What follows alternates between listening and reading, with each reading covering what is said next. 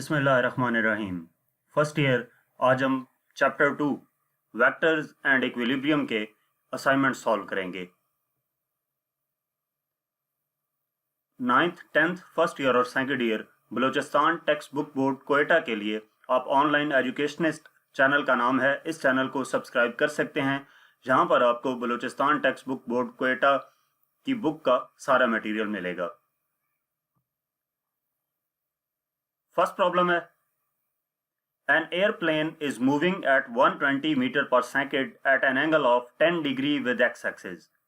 एक aeroplane 120 metre per second की velocity से 10 डिग्री एंगल एक्स एक्सिस के साथ मूव कर रहा है through a 30 metre per second cross wind, 30 metre per second की क्रॉस विंड के साथ blowing at angle of 260 degree, जो कि 260 डिग्री के एंगल पर ब्लो कर रही है एक्स एक्सिस के साथ।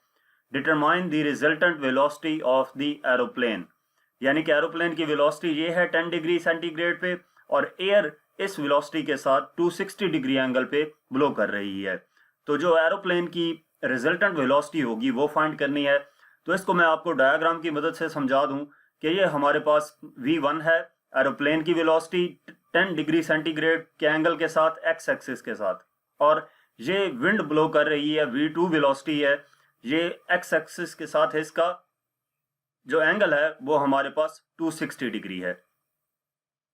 हमने रिजल्टेंट वेलोसिटी फाइंड करनी है, तो अब क्या करेंगे, इनको हेड टू टेल रूल की मदद से v2 को v1 में ऐड कर देंगे, तो हमारे पास डायग्राम कुछ ऐसी बन जाएगी।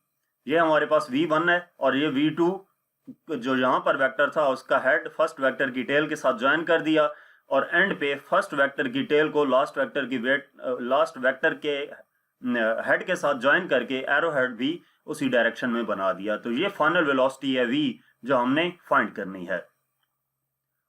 तो डाटा हम नोट कर लेते हैं। डाटा में सबसे पहले हमें वेलोसिटी गिवन है एरोप्लेन की 120 मीटर पर सेकेंड, दो वेलोसिटीज गिवन है, तो इसको हम v1 कह लेंगे। v1 इक्वल आ जाएगा 120 मीटर पर सेकेंड के, और जो एंगल है यानी कि θ1 इसको हम 10 डिग्री कह देंगे। विंड जिस वेलोसिटी से मूव कर रही है वो v2 हम सपोज कर लेंगे, v2 इक्वल आ जाएगा 30 metre per second, blowing at an angle of 260 degree. जिस एंगल पे ब्लो कर रही है यानी कि θ2 हमारे पास 260 डिग्री आ जाएगा एक्स एक्सिस के साथ। ये θ2 यहां से लेकर यहां तक जो था फर्स्ट डायग्राम में वो हमारे पास 260 डिग्री था। Determine the resultant velocity of the aeroplane, v हमने कैलकुलेट करना है। तो इसका सॉल्यूशन स्टार्ट करते हैं। हमारे पास फार्मूला है जो वेलोसिटी का मैग्नीट्यूड फाइंड करने के लिए v equal to √v(x² + v(y²), इसको इक्वेशन 1 का नाम दे दिया। इसमें हम पहले vx कैलकुलेट करेंगे और फिर vy कैलकुलेट करेंगे। vx किसके इक्वल होगा, दो हमारे पास v हैं, तो vx इक्वल होगा v1x + v2x के। अगर आप vector addition by rectangular components देखें तो हम हर वेक्टर को क्या करते थे, उनके परपेंडिकुलर कंपोनेंट्स, हॉरिजॉन्टल कंपोनेंट्स और वर्टिकल कंपोनेंट्स फाइंड कर लेते थे। तो उनको ऐड करके हम एक हॉरिजॉन्टल कंपोनेंट और एक वर्टिकल कंपोनेंट फाइंड कर लेते थे। vx इक्वल हो जाएगा v1x + v2x के। तो v1x किसके इक्वल होगा, v1 cos θ के, और v2x v2 cos θ के। अब इसमें हम वैल्यूज पुट कर देंगे, तो vx इक्वल आ जाएगा, v1 है हमारे पास 120, cos θ1 की वैल्यू है 10 प्लस v2 की वैल्यू है 30 और cos θ2 हमारे पास 260 है। इनको कैलकुलेट करेंगे कैलकुलेटर की मदद से, तो 120 इंटू cos 10 की वैल्यू 0.9848 प्लस 30 इंटू cos 260 की वैल्यू -0.1736 है। इसको सिंप्लीफाई किया तो vx इक्वल आ जाएगा 118.18 - 5.21, तो ये कैलकुलेट होके आ जाएगा 112.98 मीटर पर सेकेंड। ये हॉरिजॉन्टल कंपोनेंट आ गया। v जो वेक्टर हमने कैलकुलेट करना है, जो वेलोसिटी कैलकुलेट करनी है, उसका हॉरिजॉन्टल कंपोनेंट आ गया। इसके बाद हम इसका वर्टिकल कंपोनेंट फाइंड करेंगे, तो सेम यही प्रोसीजर फॉलो करेंगे vy के लिए, यानी कि vy हमारे पास इक्वल हो जाएगा v1y + v2y के। तो v1y इक्वल होगा v1 sin θ1 plus v2y equal होगा v2 sin θ2। इनमें वैल्यूज पुट कर देंगे। जो डाटा में हमें गिवन है, V1 की वैल्यू 120 गिवन है, साइन थीटा 1 10 है, प्लस V2 की वैल्यू 30 है और साइन थीटा 2 की 260 है।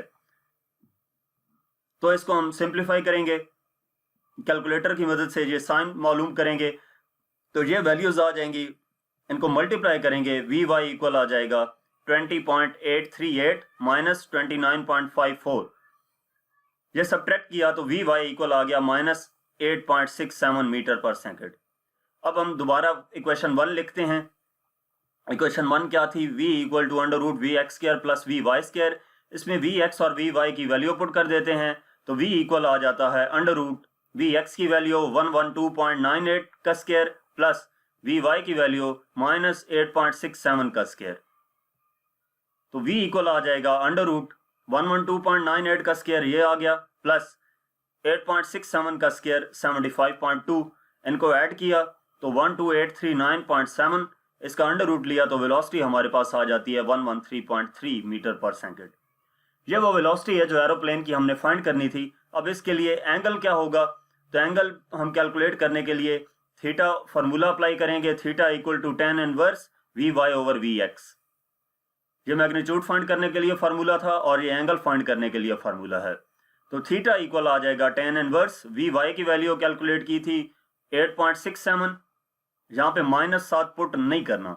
इसकी रीजन ये है कि अगर आप वो रूल्स पढ़ें जहां पे vector addition by rectangular components है, तो वहां पर यह कहा गया है कि एंगल मालूम करते वक्त इररिस्पेक्टिव ऑफ द साइन, यानी कि साइन को मद्देनजर नहीं रखना, जो भी है उसके साथ साइन है आपने पॉजिटिव में वैल्यू पुट करनी है। इसी तरह Vx की वैल्यू जो थी हमारे पास वो 112.98 थी, तो वो यहां पर पुट कर दी।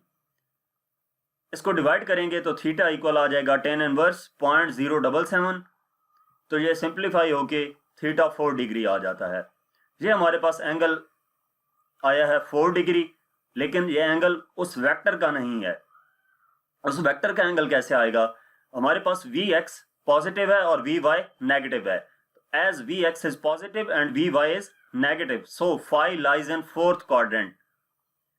जब V हमारे पास जो x की वैल्यू है वो पॉजिटिव हो और y की वैल्यू नेगेटिव हो, तो जो थीटा है वो फोर्थ क्वाड्रेंट में लाई करता है। इसकी आपको समझ होनी चाहिए, अगर नहीं समझ तो मैंने डिटेल में टॉपिक इसका अपलोड किया हुआ है, वहां से आप देख सकते हैं। तो हमारे पास क्या आ जाएगा? फोर्थ क्वाड्रेंट में फाई इक्वल होगा 360 माइनस थीटा के, यानी कि 360 माइनस 4 जो हमारे पास थीटा आया था, तो ये फाई इक्वल आ जाएगा 356 डिग्री के। यानी कि वेलोसिटी जो एरोप्लेन की होगी, नेट वेलोसिटी 113.3 मीटर पर सेकंड होगी और उसका एक्स एक्सिस के साथ जो एंगल होगा वो 356 डिग्री होगा। इसके बाद प्रॉब्लम नंबर 2 है, assignment number 2। A force F1 equal to 20 Newton making an angle theta 1 equal to 30 degree with positive x axis। एक फोर्स F1 है 20 न्यूटन की और एंगल 30 डिग्री है एक्स एक्सिस के साथ। इसी तरह F2 30 न्यूटन फोर्स है और इसका एंगल थीटा 2 150 डिग्री है पॉजिटिव एक्स एक्सिस के साथ। Calculate the resultant force, resultant force calculate करनी है। तो जिस तरह फर्स्ट हमारे पास असाइनमेंट थी, फर्स्ट इससे पहले जो हमने न्यूमेरिकल किया ये बिल्कुल उसी तरह का होगा कि हम इसको पहले आपको डायग्राम की मदद से समझा दूं कि ये F1 20 डिग्री है, तो ये F1 एक्स एक्सिस के साथ 20 न्यूटन की फोर्स 30 डिग्री के एंगल पर मौजूद है। 30 डिग्री एंगल है और ये 20 न्यूटन की फोर्स F1 मौजूद है। Force F2 30 Newton, theta 2 150 degree. अब इसको बनना तो यहां पर चाहिए था, तो इसको हेड टू टेल रूल की मदद से ऐड करना है। इस वजह से इसका टेल फर्स्ट वेक्टर के हेड के साथ ज्वाइन करेंगे, तो यहां पर ज्वाइन होगा तो ये कितना एंगल रखना है? 150 का एंगल रखना है जो थीटा 2 हमें गिवन है। तो ये F1 आ गया और ये F2 वेक्टर आ गया। Calculate the resultant force. Resultant force हम फर्स्ट वेक्टर की टेल को लास्ट वेक्टर के हेड के साथ ज्वाइन करेंगे, तो ये जो फोर्स F है ये हमने कैलकुलेट करनी है और इसका फिर एंगल ये जो फाई है ये भी हम कैलकुलेट करेंगे। तो डाटा हम नोट कर लेते हैं। F1 20 न्यूटन गिवन है, थीटा 1 30 डिग्री गिवन है, F2 30 न्यूटन गिवन है और थीटा 2 150 डिग्री गिवन है। कैलकुलेट द रिजल्टेंट फोर्स, तो हम सपोज कर लेते हैं कि वो फोर्स F होगी, तो वो हमने कैलकुलेट करनी है। सोल्यूशन इसका स्टार्ट करते हैं। तो F इक्वल आ जाएगा under root F X square plus F Y square के। इसको इक्वेशन 1 का नाम दे दिया। मैग्नीट्यूड फाइंड करने का जो फार्मूला है F equal to F X square plus F Y square, ये इक्वेशन 1 आ गई। तो एफ एक्स हम पहले कैलकुलेट करते हैं, फिर एफ वाई कैलकुलेट करेंगे। जिस तरह पिछले क्वेश्चन में v यहाँ पे वेलोसिटी फाइंड करनी थी, तो वी एक्स और वी वाई था। तो एफ एक्स इक्वल आ जाएगा F one X plus F two X. F X equal आ जाएगा एफ वन एक्स क्या होगा, F one cos theta one plus F two X क्या होगा, F two cos theta two. तो एफ एक्स इक्वल आ जाएगा एफ वन क्या है 20 cos theta one 30 plus F two 30 cos theta to 150। इसको कैलकुलेटर से कॉस इनका फाइंड करेंगे तो 20 इंटू 0.866 आ जाएगा और 30 कॉस 150 की वैल्यू माइनस 0.866 है। तो एफ एक्स इक्वल हो जाएगा 17.32 माइनस 25.98, यानी कि एफ एक्स इक्वल आ जाएगा माइनस 8.66 न्यूटन। इसी तरह अब हम एफ वाई फाइंड करते हैं। तो एफ वाई इक्वल होगा F one Y plus F two Y के। एफ वन वाई यानी कि F one sine theta one और F two Y F two sine theta two. इनमें वैल्यूज पुट कर देंगे। एफ वाई इक्वल आ जाएगा एफ वन की वैल्यू 20 गिवन है, साइन थीटा वन की वैल्यू 30 गिवन है, plus F two 30 sine theta two की वैल्यू 150 है। साइन इनका कैलकुलेट करेंगे कैलकुलेटर से, तो 20 इंटू 0.5 प्लस 30 इंटू 0.5 आ जाएगा। साइन 30 भी 0.5 है और साइन 150 भी 0.5 है। कैलकुलेट होके 10 प्लस 15 इक्वल आ जाएगा F Y equal to 25 Newton.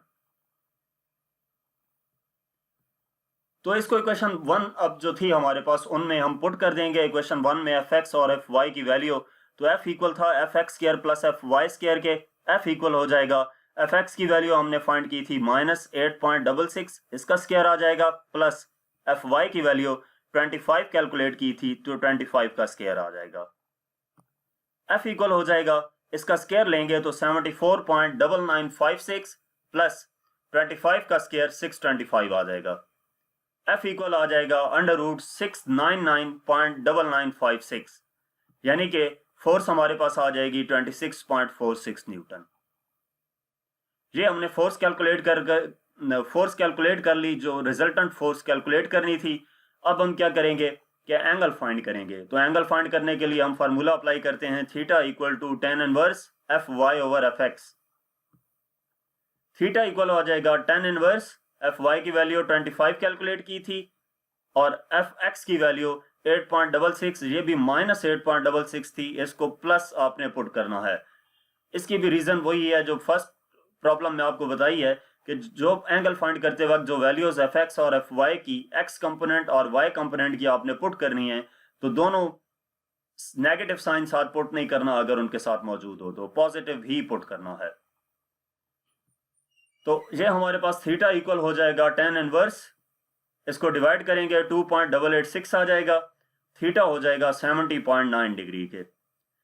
ये थीटा हमारे पास जो आया है, ये अब कहाँ पे हमने ये चेक करना है कि जो फाई है, जो एंगल हम कैलकुलेट करने जा रहे हैं, वो किस में लाई कर रहा है। तो अब एक्स की वैल्यू हमारे पास नेगेटिव थी माइनस 8.66 थी और वाई की वैल्यू पॉजिटिव है 25, यानी कि एफ एक्स नेगेटिव है और एफ वाई पॉजिटिव है।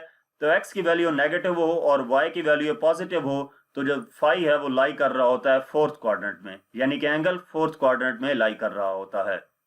नहीं, यहाँ पर फोर्थ नहीं आएगा, ये लाई कर रहा होता है सेकंड क्वाड्रेंट में। सेकंड क्वाड्रेंट में हमारे पास एफ एक्स नेगेटिव होता है और एफ वाई पॉजिटिव होता है। ये टाइपिंग मिस्टेक हुई है, यहाँ पे सेकंड क्वाड्रेंट लिखना है। तो सेकंड क्वाड्रेंट में हमारे पास फाई इक्वल होता है 180 माइनस थीटा के, यानी कि 180 माइनस 70.9, ये जो हमने कैलकुलेट किया था। तो ये आ जाएगा सब्ट्रैक्ट होके फाई इक्वल टू 109.2 डिग्री। तो ये हमारे पास रिजल्टेंट फोर्स थी और ये इस फोर्स का एंगल है। इसके बाद असाइनमेंट नंबर 3 है, two forces of 20 newton and 10 newton are making an angle of 120 degree with each other. दो फोर्सेज हैं, एक 20 न्यूटन की है और दूसरी 10 न्यूटन की है, और उनके दरमियान एंगल है 120 डिग्री का। Find a single pull that would replace the given forces system. Single pull find करना है जो इन दो फोर्सेस के दरमियान की वजह से हो रहा है, यानी कि resultant force balance the given force system, और वो फोर्स जो इस सिस्टम को बैलेंस करके रख दे, यानी कि वो यही फोर्स होगी, सिर्फ डायरेक्शन अपोजिट होगी। तो हम उसको डायग्राम की मदद से समझ लेते हैं। ये हमारे पास वेक्टर F1 है और ये F2 है। इसके इन दोनों के दरमियान कहा गया था कि 120 डिग्री का एंगल हो, तो अगर F2 हम यहाँ पे ड्रॉ करते इधर, तो इन दोनों के दरमियान 120 डिग्री का एंगल बनता।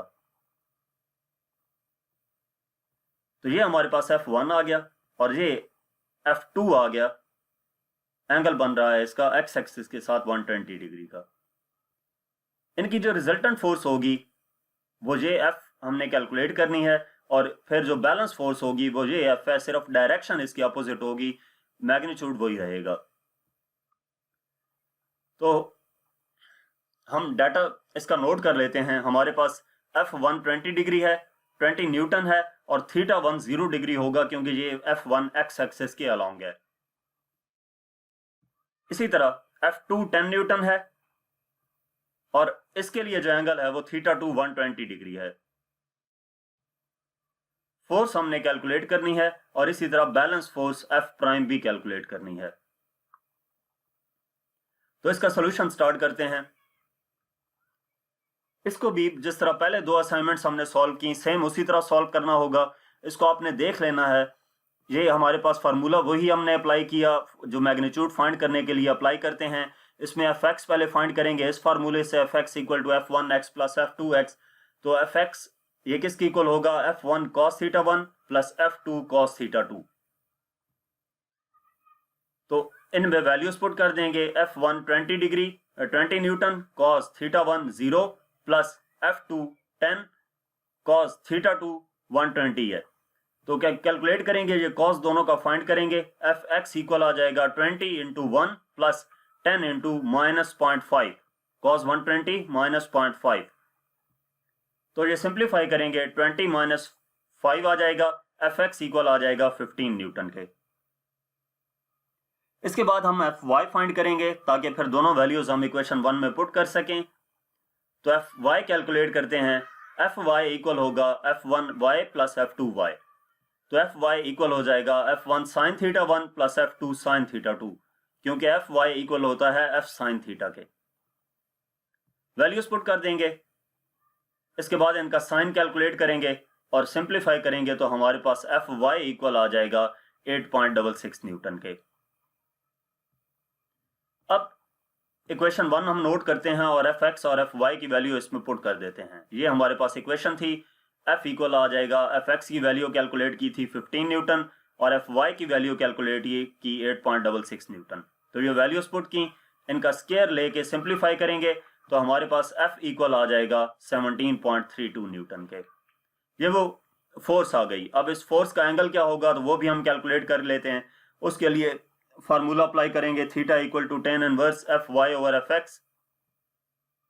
थीटा इक्वल आ जाएगा tan इनवर्स Fy की वैल्यू 8.66 डिवाइडेड बाय 15, तो थीटा इक्वल आ जाएगा 30 डिग्री के।